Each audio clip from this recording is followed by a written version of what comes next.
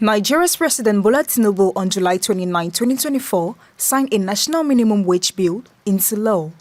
President Tinubu assented to the national minimum wage bill during the Federal Executive Council meeting attended by members of the Cabinet and the National Assembly leadership on Monday. Under the provisions of the bill, the monthly minimum wage for civil servants will increase from 30,000 naira to 70,000 naira. The increase is intended to help workers cope with the rising cost of living. When the leader ended a costly fuel subsidy and losing exchange control after taking office in May 2023, the cost of living soared. Inflation hit a record high of 37.19% in June, with food inflation topping 40.87% according to the National Bureau of Statistics.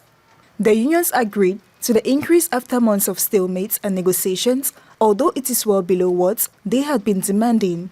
The new wage level applies to the federal employees, including civil servants, airport workers, and teachers. The passage of the bill comes amid online calls for Nigerians to join demonstrations against Mr. Tinubu's policies in August. Africa's most populous country has seen a series of strikes in recent months, with unions demanding higher wages.